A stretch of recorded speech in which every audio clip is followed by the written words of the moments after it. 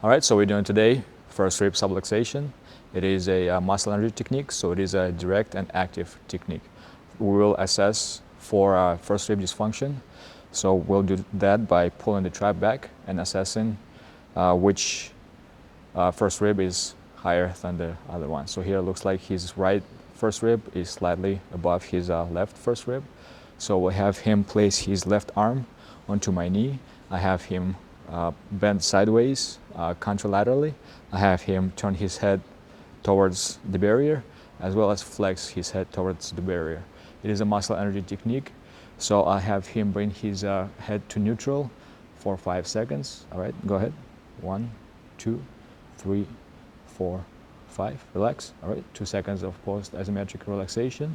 We'll bring it to the new barrier and repeat 3 to 5 times. After that, we'll check his first rib again and assess any future dysfunction as needed.